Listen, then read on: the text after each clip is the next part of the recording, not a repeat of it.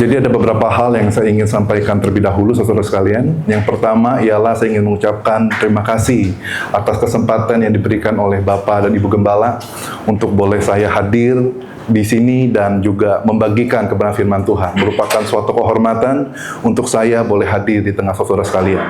Lalu berikutnya, yang kedua, ada kata pepatah, tak kenal maka tak sayang. Karena saya ingin disayang oleh saudara sekalian, izinkan saya memperkenalkan diri terlebih dahulu. Jadi nama saya ialah Philip Suciaditya dan saya melayani sebagai dosen, saudara sekalian. Saya melayani beberapa kampus seperti di FTT Reform Indonesia. Saya juga melayani di FTTII, Sekolah Tinggi Teologi Injili Indonesia. Jadi kalau saudara suka nonton YouTube dan di situ ada Estra Soru, saya termasuk salah satu penguji disertasi beliau, Estra Soru dan sebagainya, saudara sekalian. Lalu berikutnya saya juga melayani sebagai dosen di FTT Battle the Way, di mana saya juga mengajar di sana, dan saya melihat saya mungkin satu-satunya hamba Tuhan atau dosen di Indonesia yang bisa masuk di 3 denominasi yang berbeda. Ada Reform, Injili, maupun Karismatik, saudara sekalian. Dan di samping saya melayani sebagai dosen, saya juga melayani sebagai, dulu seperti coaching, juga sekarang melayani sebagai pengkhotbah keliling, saudara sekalian. Lalu saya juga terlibat di dalam penerjemahan Alkitab, Batraku, Bahasa Transformasi Suku. Saya melayani juga sebagai penerjemah Alkitab. Dan saya datang tidak sendiri, saya ditemani oleh istri, silakan berdiri. Nama istri saya ialah Militia, dan beliau juga merupakan dosen di FTT Reform Indonesia dan dosen di UPH, Universitas Pelita Harapan di Karawaci. Dan saudara sekalian, kita akan membacakan teks Alkitab kita, saudara sekalian. Saya sudah mempersiapkan slide-nya, jadi mungkin bisa ditampilkan karena terjemahan saya agak sedikit berbeda, saudara sekalian. Jadi saya akan mungkin nanti ketika ada sesi tanya jawab, saya bisa menjelaskan kenapa terjemahan saya agak sedikit berbeda. Mungkin saya tampilkan di dalam Galatia 6 ayat 1 dan 2. Yang diberikan bagi saya adalah, ini dia saudara sekalian. Tema yang diberikan bagi saya adalah saling menopang dalam kasih, dan diambil dari Galatia 6 ayat yang kedua. Tapi saudara sekalian, saya ingin kita membaca dari ayat yang pertama juga. Jadi saya akan bacakan ayat yang pertama, saudara sekalian akan bacakan ayat yang kedua. Galatia 6 ayat yang pertama.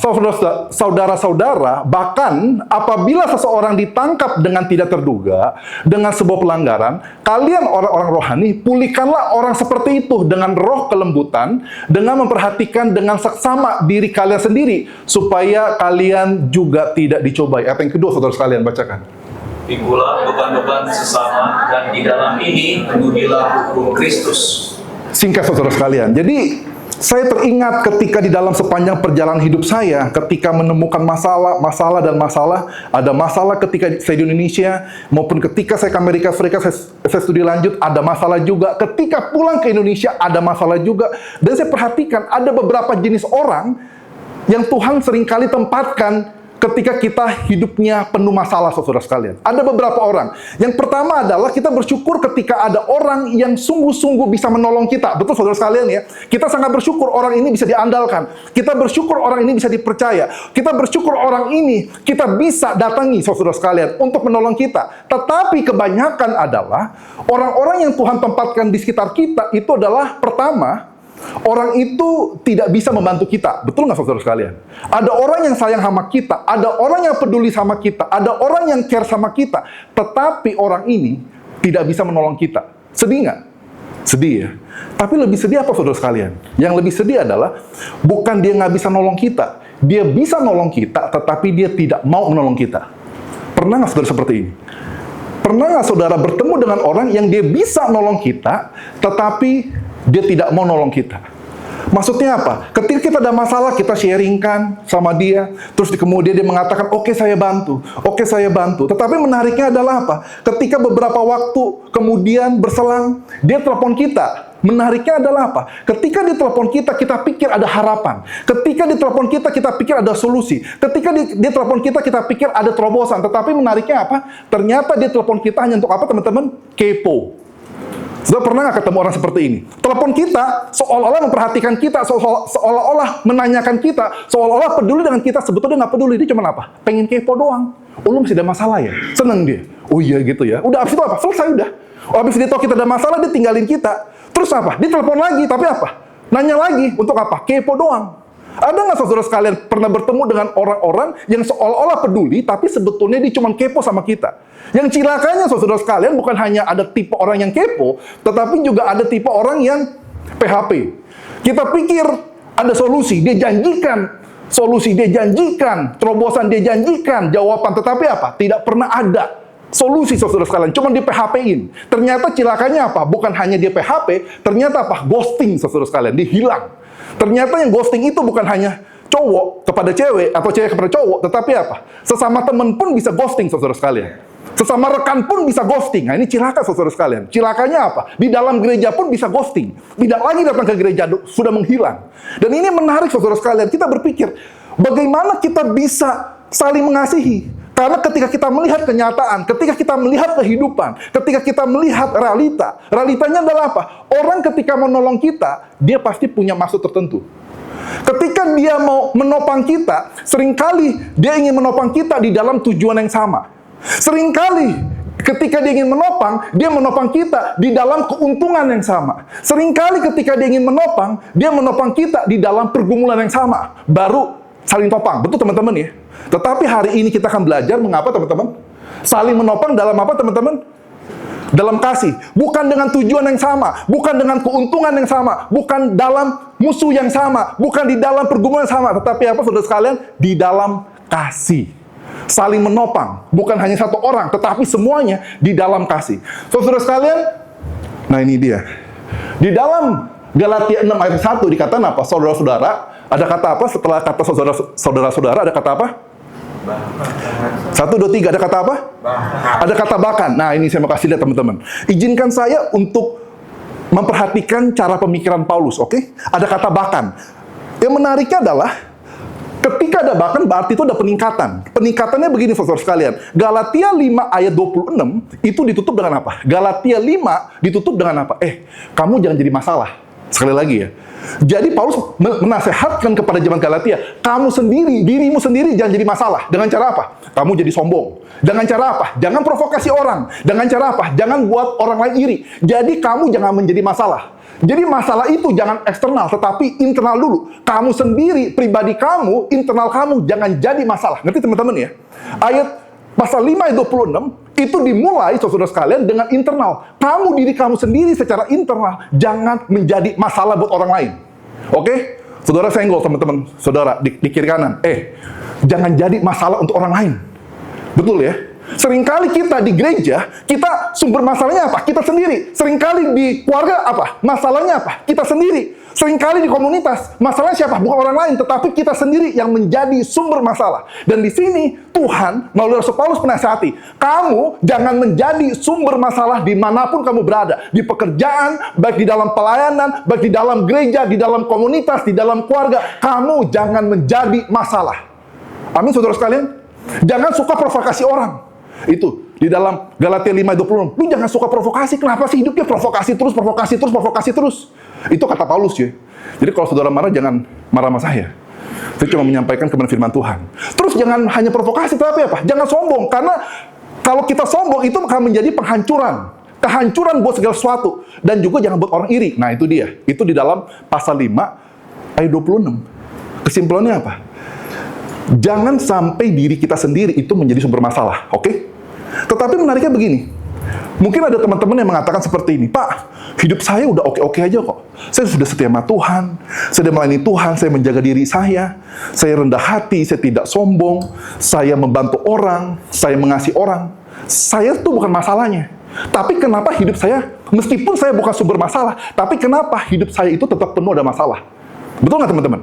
Saya udah benar, tapi kenapa hidup saya masih bermasalah? Saya udah mengasihi Tuhan, tapi kenapa hidup saya penuh dengan pergumulan? Saya sudah setia sama Tuhan, tapi kenapa kehidupan saya penuh dengan kesesakan? Kenapa? Nah, ini meningkat teman-teman. Tadi sekali lagi, pasal 5 ayat 26 dikatakan apa? Kita jangan menjadi sumber masalah.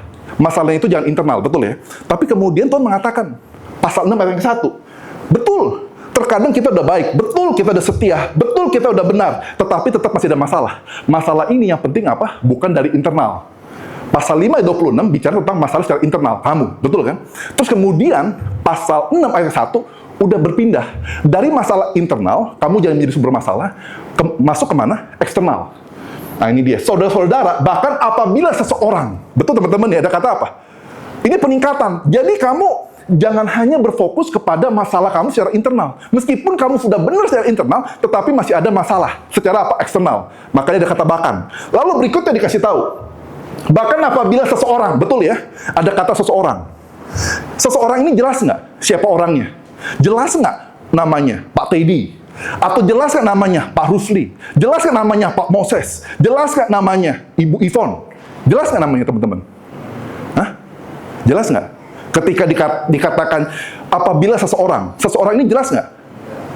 Betul jawabannya. Nah, saudara begini, ini menarik. Dengar baik-baik ya.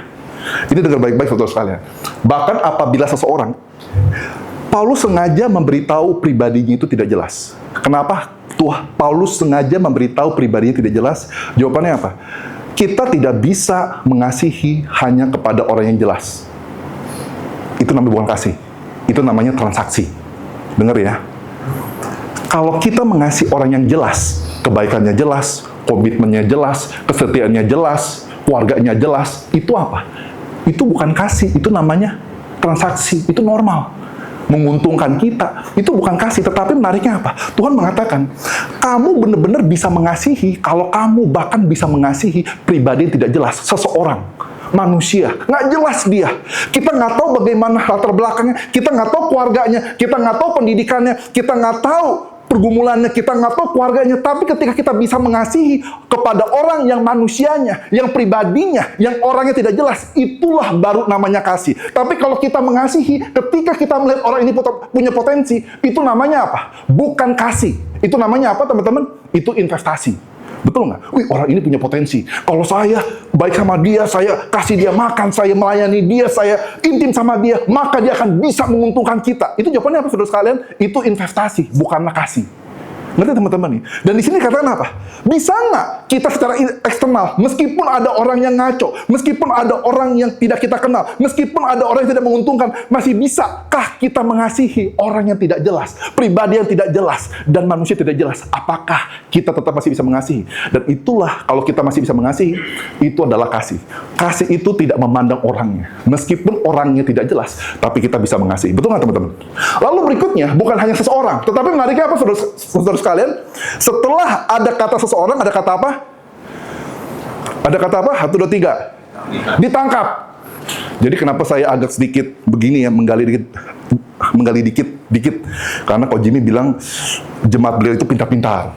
Jadi saya agak sedikit eksposisi saudara sekalian, agak menggali dikit ya. Katanya pintar-pintar gitu. Jadi saya ya ngetes dikit saudara sekalian. Nah, jadi segini saudara sekalian. Ini anaknya apa?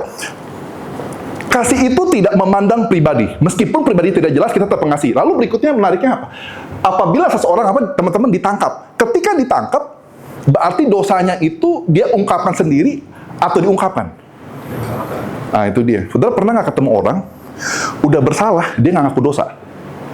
Dia nggak pernah ngaku dosa, dia nggak pernah ngaku salah, dia selalu merasa benar, dia selalu merasa paling pintar, dia selalu merasa paling baik, dia merasa paling yang berkorban segala-galanya, sampai akhirnya apa? Keadaan mengungkapkan dia ini ditangkap.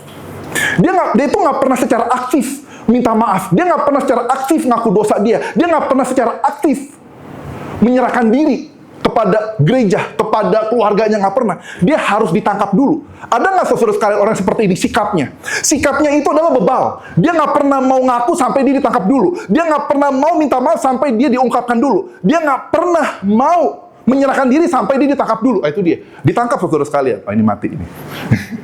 Jadi saudara sekalian, yang menariknya apa? Ini dia, ada orang yang sikapnya seperti ini. Betul nggak teman-teman? Dia maunya apa? Ditangkap dulu. Udah jelas-jelas dia salah, tapi dia nggak mau ngaku. Sampai dia ditangkap, sampai dia diungkapkan, sampai dia dipermalukan, baru akhirnya dia ngaku. Ini dia.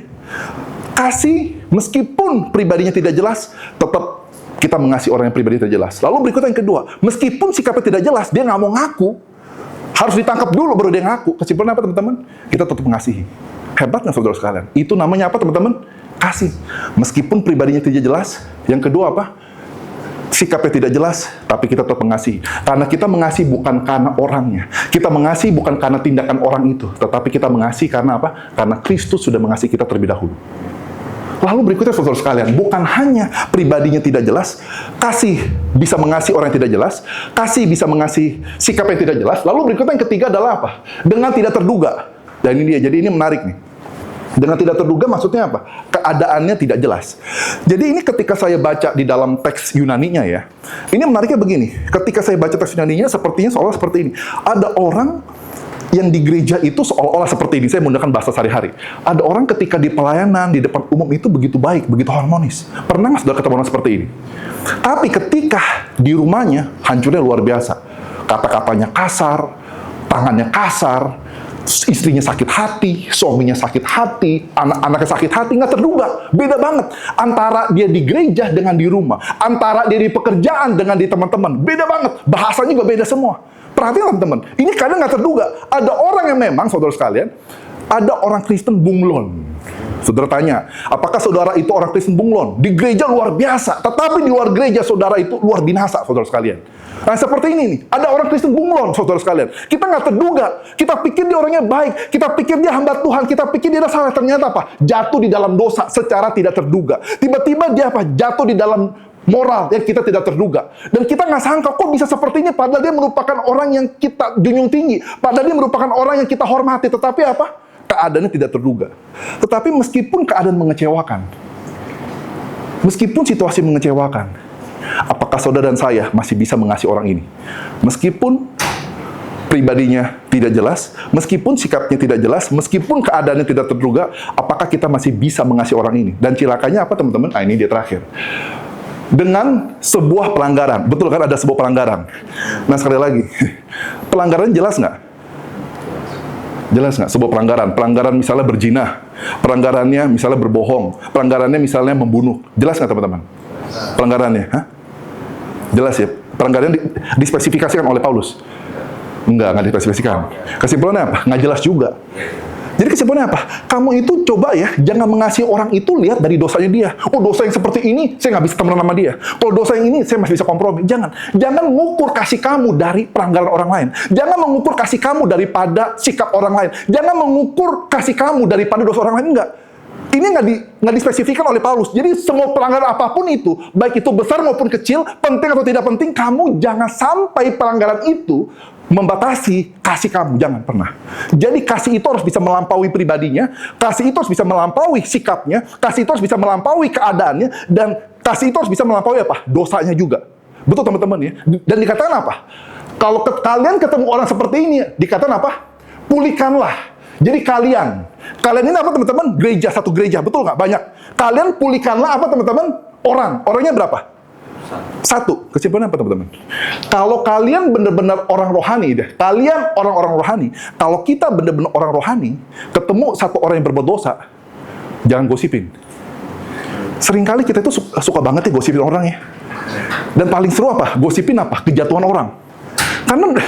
Karena kalau gosipin keberhasilan orang, kita jadi iri, betul. Kita jadi kesal gitu. Tapi kalau gosipin kejatuhan orang, ya kan, kehancuran orang, ya kan, ditipunya apa, orang ini ditipu, kita senang banget gitu, semangat. Tetapi firman Tuhan mengatakan apa? Bisa nggak sih kalian, kalau kalian benar-benar makhluk rohani, ketika kalian lihat satu orang ini jatuh, kalian jangan gosipin, tetapi kalian pulihkan. Pulihkan dia menjadi seperti sedia kala. Pulihkan dia seperti dahulu. Pulihkan dia seperti semula. Kalian pulihkan, jangan gosipkan. Kalian pulihkan, bukan hancurkan. Kalian pulihkan, bukan kalian maki-maki. Kalian pulihkan, bukan kalian hina. Bisakah saudara dan saya, ketika ketemu satu orang yang bermasalah ini, kita rame-rame, kita memulihkan orang ini. Jadi pelanggaran satu orang, dosa satu orang, kelemahan satu orang, itu menjadi tanggung jawab satu gereja, itu menjadi tanggung jawab satu komunitas, itu menjadi tanggung jawab satu keluarga, satu orang saja menjadi tanggung jawab satu gereja. Bisa nggak saudara sekalian? Ini kata Paulus loh. Hebat ya, teman-teman. Pulihkan. Satu orang doang padahal, tapi semua 30 orang, 20 orang yang ada di sini, kita sama-sama memperjuangkan satu orang ini supaya dia bisa dipulihkan. Menarik teman-teman ya. Jadi saya review lagi. Galatia 5 ayat 26 itu bicara tentang apa? Internal, betul kan? Internal kan? Masalah secara internal. Jangan kita menjadi sumber masalahnya. Terus Galatia 6 ayat 1 naik. Masalah eksternal. Betul kan teman-teman? Masalah eksternal. Masalah eksternalnya satu orang apa banyak orang? Masalahnya satu apa banyak orang? Di sini? Satu orang, betul ya? Menarik ya, masalah satu orang menjadi tanggung jawab satu komunitas. Sekali lagi, masalah satu orang menjadi tanggung jawab satu komunitas. Tetapi ayat yang kedua, meningkat lagi. Sekali lagi ya, Galatia 5 ayat 26, internal. Galatia 6 ayat 1, eksternal. Eksternal tapi apa? Satu orang. Tetapi menarik nggak teman-teman? Ayat yang kedua, ada peningkatan. Bukan hanya sekedar kamu pulihkan saja. Sampai dia udah benar, sampai dia udah dapat pekerjaan, sampai dia sudah menikah, sampai dia sudah punya anak, terus kalian lepaskan. Enggak. Kalian harus pikul. Bukan hanya pulihkan, tapi pikul. Sampai kapan? Selama-lamanya. Kalian pikul. Meningkat ya. Dari pulihkan ke pikul. Lalu berikut yang kedua. Tadi pelanggarannya satu apa banyak? Satu kan? Tapi menariknya ayat yang kedua. Satu apa banyak? Naik kan? Jadi bukan hanya kata kerjanya meningkat, lebih berat. Bukan hanya pulihkan, tetapi juga memikul. Lalu berikutnya, bebannya banyak. Kalau satu cuma sebuah pelanggaran, betul kan? Cuma satu pelanggaran. Tetapi menarik ayat yang kedua, meningkat. Eksternalnya meningkat, bukan hanya satu, tetapi apa? Beban-beban, banyak beban. Tetapi, itu dia, perbedaan yang kedua. Perbedaan yang ketiga, dikatakan apa? Pikullah beban-beban sesama. Sesama ini, satu apa banyak orang? Banyak, betul ya? Naik. Saudara perhatiin nggak? Cara penulisan Paulus, pintar sekali loh dia nulis. Ayat 1, bicara memang eksternal. Bedanya apa? Kalau ayat 1 itu bicara tentang orang cuma satu, bebannya cuma satu. Tapi ketika masuk ayat 2, orangnya banyak, betul kan? Bebannya juga banyak. Ngerti nggak teman-teman? Dan disinilah Tuhan mengatakan, kalian saling. Bukan hanya satu orang saja kalian perhatikan, tetapi semua orang. Semua orang di dalam gereja, semua orang yang punya masalah yang berbeda, semua orang yang punya masalah yang berbeda, semua orang yang punya pergumulan yang berbeda. Kita semua saling memikul. Bukan hanya pikul satu orang, tetapi kita semua saling memikul. Biarlah satu gereja memikul beban satu gereja. Biarlah satu komunitas memikul beban satu komunitas. Biarlah satu keluarga memikul beban satu keluarga. Bukan hanya pendetanya saja yang memikul. Bukan hanya diakennya saja memikul. Bukan hanya penataunya saja memikul. Tetapi satu gereja sama-sama saling memikul di dalam kasih. Menarik teman-teman? Meskipun masalahnya lebih banyak, tetapi ini menjadi masalah bersama. Bukan hanya satu dan dua orang saja. Meskipun orangnya makin banyak, dan inilah menjadi tanggung jawab kita semua untuk kita saling memikul. Bukan hanya saudara dan saya memikul beban dan tanggung jawab satu orang saja, tetapi memikul tanggung jawab satu komunitas. Semuanya saudara sekalian sesama, tanpa pandang bulu. Dan saudara sekalian, saya teringat ketika saya bertemu dengan Kojim, ketika saya bertemu dengan Ci Uli, saya selalu mengingat masa-masa saya. Jadi saudara sekalian mungkin bingung ya, kenapa Kojim kok bisa kenal saya? Sebetulnya saya bisa kenal Kojim. Sebetulnya saya kenal terlebih dahulu Ci Uli.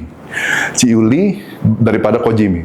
Jadi karena Ci Uli dengan saya itu dulu kita sama-sama masuk di STT Mat Agung. Masuk sama-sama di STT Mat Agung di tahun 2005. Tapi beliau karena sudah punya S1 sekuler dari Trisakti, dia bisa langsung masuk S2, MDiv. Sedangkan saya dari SMA langsung masuk psikologi. Jadi kami sama-sama masuk, tapi di S2, saya di S1. Terus kami kenal, Ci Uli terkenal saudara sekalian, pintar di angkatan kami. Paling pintar beliau, begitu loh. Yang paling pintar. Terus berikutnya karena beliau selalu habis kuliah pulang, hanya ke kampus hanya untuk kuliah saja, terus berikutnya pulang, jadi kami nggak begitu kenal dekat. Kami melihat Ci Uli waktu itu tipe orang yang sangat fokus dengan diri sendiri begitu kan, susah bersosialisasi, ya kan, lebih mudah Kojimi. Makan ya saya bisa lebih dekat dengan Kojimi gitu kan, karena Kojimi lebih outgoing begitu kan. Singkat cerita, itulah pertemuan saya dengan Ci Uli. Akhirnya saya ketemu dengan Kojimi juga yang senantiasa setia antar jemput Ci Uli pakai motor waktu itu. Jadi saya kenal dengan Ci Uli, dengan kenal Kojimi, sampai akhirnya kami tambah dekat, saudara sekalian, itu kenal kan. Tambah dekat adalah ketika saya mau dari tingkat 1 naik ke tingkat 2, setelah 1 tahun saya di Mat Agung, mau naik ke tingkat 2, saya itu kena diskors, saudara sekalian. Itu betul, saya kena diskors. Jadi saya waktu itu dapat IP saya, nilai saya tertinggi di angkatan saya senang gitu kan, tertinggi. Tapi sekaligus saya sedih, kenapa? Karena saya langsung kena diskors. Saya kena diskors 1 semester. Saya di 1 semester saya bingung mau bagaimana. Karena apa teman-teman? Karena saya waktu saya di SMA, saya itu jahat banget. IPK Tomang, saya itu sekolah di IPK Tomang, Imam Pengharapan dan Kasih di IPK Tomang. Dari TK, SD, SMP, SMA, SMP saya nakal, SMA saya itu jahat banget. Dan ketika saya jahat, ketika saya dipanggil Tuhan untuk menjadi hamba Tuhan, seluruh orang yang ada di PK Tomang, baik itu gurunya maupun mahasiswanya, itu nggak ada yang percaya saya masuk jadi pendeta. Sekolah teologi itu nggak ada yang percaya. Dan mereka ada yang mengatakan, oh palingan dia masuk sekolah teologi ya, baca Alkitab sambil ngerokok, begitu kan. Gitu. Karena saya memang hancurnya luar biasa. Sampai detik ini, masih ada guru IPK Tomang yang masih sakit hati dengan saya. Waktu saya khotbah di IPK BSD, difotolah saya, dimasukkan ke grup IPK Tomang, dan ada beberapa guru mengatakan saya masih benci dengan anak itu. Jadi saya masih dibenci, saudara sekalian. Jadi saking saya nakalnya, begitu saya jahatnya, sampai saya dibenci sama itu. Dan saya ketika diskors, saya mengatakan, Tuhan ini bagaimana ya? Saya ketika diskors, pasti semua orang akan bilang, benar kan dia nggak pernah bertobat. Ya kan, masuk sekolah teologi ya, baru setahun udah kena diskors, udah kena masalah gitu kan. Dan saya stres gitu. Dan ketika saya stres, saya ingat ikut ibadah terakhir, saya ingat banget. Masih ikut ibadah terakhir, tiba-tiba Ciuli samperin saya dan mengatakan begini, Ko Jimmy mau ngomong sama kamu, ada waktu nggak setelah selesai ibadah ini? Oh boleh. Jadi saya ingat banget, kita ketemu di dulu ada makanan Malaysia. Sekarang di Tanjung Duren yang ada KFC itu tuh. Dan itu ada dulu makanan Malaysia, dan Ko Jimmy ajak di situ, dan dia mengatakan begini, Philip, wah, kalau kamu kena diskors di universitas sekuler, kamu boleh bangga. Kenapa? Ya kan, karena dianggap kamu nakal. Tapi kalau kamu kena diskors di sekolah teologi, kamu habis masa depan kamu. Ya kan, karena kamu udah punya cacat reputasi yang tidak bisa diperbaiki. Itu akan terus ada. Dan saya juga stres gitu, karena papa saya pendeta, by the way. Jadi saya nakal begini, jahat begini, papa saya pendeta. Dan saya pikir, bagaimana saya menjaga nama baik papa saya stres gitu, saya bergumul. Tapi Ko Jimmy, saya ingat banget, dia mengatakan apa? Padahal dia nggak perlu. Cilu juga nggak perlu panggil saya, tapi dia mengatakan apa? Kamu mau nggak praktek di tempat gereja Koko, GKPKR Tulugong? Oke, saya bilang. Saya praktek. Dan ketika praktek, saudara sekalian, saya senang. Dimentorin oleh beliau. Ketika saya khotbah, dimentorin. Terus kemudian dikasih evaluasi, saya senang. Saya waktu itu khotbahnya dikasih khotbah remaja. Tapi ternyata, saudara sekalian, majelis dari gereja GKR Tulugong tahu saya kena diskors. Dan itu paling menyedihkan adalah apa? Ketika majelis Tulugong mengatakan kepada Ko Jim, mengatakan apa? Philip nggak boleh lagi khotbah. Apapun itu. Di remaja nggak boleh, di sekolah minggu pun nggak boleh. Bayangkan, bos, udah tua begini, ya kan, udah setinggi ini, bahwa firman Tuhan di sekolah minggu aja nggak boleh. Dan situ benar-benar hancur loh. Dan saya ingat banget, saya waktu itu nangis di depan Ko Jimmy. Ko Jimmy bilang, udah tenang aja dulu, nggak apa-apa, kamu pokoknya belajar aja, kamu ngamatin aja. Berat loh, ngamatin tanpa ada kesempatan, ngamatin tanpa ada dikasih praktek. Tetapi Ko Jimmy selalu mengatakan, udah nggak apa-apa, kamu ikutin aja. Dan saya ingat, Ko Jimmy selalu setia dengan memberikan apa? Nasi Padang. Jadi setiap siang itu dikasih nasi Padang, sambil saya nangis, dan udah makan dulu nasi Padang kamu. Sampai saya makan segala macam, sampai akhirnya ketika saya selesai di situ, saudara sekalian, di GKR Tulugong setelah 6 bulan, dan tetap Ko Jimmy itu, saya kan udah habis ya nih. Masa depan saya udah habis, karena saya udah diskors. Menariknya, dia bukan hanya memberikan saya pemahaman tentang bagaimana berkhotbah, kehidupan, karakter, tetapi saya bisa khotbah di mana-mana, seperti GKRI, Mangga Besar, remajanya, segala macam. Itu siapa, teman-teman? Itu yang mengenal itu Ko Jim. Karena setelah saya kena diskors, setelah saya menjalani hukuman saya itu apa, teman-teman? Saya keluar dari STM Agung. Dan orang nggak ada yang mau panggil saya. Karena dianggap apa? Kamu itu lari dari panggilan. Kamu itu lari dari masalah. Saya tambah dihina-hina gitu kan. Tapi saya bersyukur, siapa yang mau kasih kepada saya? Nggak ada kan. Tapi Ko Jimmy, padahal dia nggak lihat saya akan jadi seperti ini gitu. Nggak ada gitu. Tapi dia masih bisa nawarin, masih bisa bilang, Philip, kamu coba ya khotbah di sini, gantiin Koko segala macam. Dia bikin waktu itu ada lembaga pelayanan namanya Stratos, dan saya juga dilibatkan, dan saya bingung apa yang dilihat dari saya. Saya adalah orang yang pelarian, orang yang bermasalah, orang kena diskors, nggak ada masa depan. Tapi menariknya apa, saudara sekalian? Dan saya tidak akan pernah lupa. Kenapa saya bisa menjadi seperti ini, saudara sekalian? Karena apa? Ketika saya dalam masa-masa sulit, ketika semua orang ninggalin saya, masih ada orang yang mengasihi saya. Ketika semua orang itu ngeblame saya, masih ada orang yang masih menopang saya di dalam kasih. Ketika saya dalam titik terendah, masih ada orang yang masih mau meluangkan waktunya untuk bersama dengan saya. Dan itu siapa? Bagi saya, itu Ko Jim. Dan soalnya boleh cek. Saya itu, saudara sekalian, bukannya saya membanggakan. Dan Ko Jim mungkin bangga sama saya, tapi saya bilang, saya itu bisa jadi seperti ini, nggak mungkin kalau tidak Kojimi itu Tuhan tempatkan di sana. Jadi bagi saya adalah salah satu berkat terbesar itu adalah ketika Tuhan tempatkan beberapa orang di dalam kehidupan kita di dalam masa-masa sulit. Kalau Tuhan tempatkan orang-orang di sekitar kita ketika kita lagi senang, ketika sukses, kaya itu mudah. Tapi bagi saya, ketika kita dalam posisi tersulit, kita dalam titik terendah, orang lain pada ninggalin kita, tapi Tuhan masih bersedia menempatkan beberapa orang menemani kita, itu bagi saya adalah berkat tertinggi, saudara sekalian. Dan saudara boleh cek, saya nggak bohong ya, saudara cek ya, Philip Suciadicia, Scopus atau jurnal, artikel yang diterbitkan di jurnal internasional bereputasi terbanyak dalam sepanjang sejarah Indonesia, dalam sepanjang sejarah Indonesia loh ya, di teologi siapa? Philip Suciadicia. Kalau profesor-profesor teologi agama Kristen digabungkan semuanya sama saya, masih kalah sama saya, satu orang. Dan saya satu-satunya yang dimasukkan ke dalam list pakar di muka bumi. Satu-satunya orang Asia, satu-satunya orang non-bule di sini. Kenapa saudara sekalian?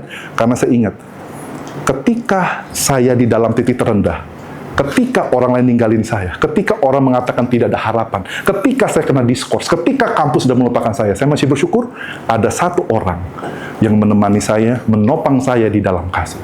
Saudara-saudara sekalian, jangan pernah tahan orang, jangan pernah tahan kebaikan saudara, meskipun orang yang nggak jelas, meskipun sikapnya nggak jelas, meskipun keadaannya nggak jelas, meskipun dosanya nggak jelas, tapi jangan pernah menahan kebaikan saudara. Jangan pernah menahan kasih saudara. Jangan pernah menahan cinta saudara, karena mungkin Tuhan akan memberkati kasih saudara, sehingga orang ini nanti akan menjadi orang yang dipakai Tuhan luar biasa. Jadi jangan pernah menahan kasih saudara. Saling menopanglah di dalam kasih. Mungkin kita stres, mungkin kita frustasi, tapi tetap saling menopang di dalam kasih. Mari kita sama-sama kita tundukkan kepala. Tuhan Bapa kami yang bertata di surga, kami mengucap syukur jikalau Tuhan sudah memberikan firman-Mu ya Bapa. Ajar kami supaya kiranya bukan kami yang menjadi masalah. Ajar kami supaya kiranya kami boleh menjadi berkat. Kami boleh seperti Kristus, dan kami boleh melayani sesama kami. Meskipun terkadang melayani sesama kami kehilangan kesabaran. Meskipun ketika kami melayani sesama kami kadang kehilangan akal. Meskipun terkadang ketika kami melayani sesama kami merasa kami tidak sabar. Meskipun ketika kami melayani sesama kami merasa tidak ada keuntungan. Meskipun ketika kami melayani sesama kami melihat tidak ada manfaat untuk kami. Tapi Tuhan, ajar kami supaya kami melayani seperti Engkau. Engkau melayani kami meskipun kami tidak layak. Engkau tetap memberikan hidup-Mu kepada kami meskipun kami bahkan tidak bisa memberikan waktu kami. Meskipun kami tidak bisa berikan harta kami. Meskipun kami tidak bisa berikan sesuatu yang telah Engkau berikan kepada kami, tapi Engkau sudah berikan yang terbaik untuk kami, yaitu hidup-Mu sendiri. Ajar kami Tuhan, supaya kami boleh belajar memenuhi hukum Kristus, di mana kami boleh melayani sesama. Kami tidak menahan kasih kami, meskipun orang ini pribadinya tidak jelas, sikapnya tidak jelas, keadaannya tidak jelas, dan dosanya pun tidak jelas. Tapi jangan sampai menahan kasih kami. Dan biarlah kami boleh hidup saling menopang di dalam kasih kepada sesama. Biarlah pergumulan satu orang menjadi tanggung jawab satu gereja, dan biarlah kelemahan satu orang menjadi PR untuk satu gereja, dan biarlah kejatuhan satu orang boleh sungguh-sungguh menjadi kasih bagi satu komunitas kami. Dan biarlah bukan hanya satu orang, tapi kami merupakan satu gereja, satu komunitas, satu keluarga yang saling memikul beban sesama kami. Dan ajar kami ya Bapa, supaya kiranya kami diberikan kesempatan untuk boleh mempraktikkan firman Tuhan ini. Inilah doa kami. Hanya di dalam nama Tuhan Yesus Kristus, Tuhan dan Juru Selamat kami yang hidup, kami sudah berdoa dan mengucap syukur padamu. Amin.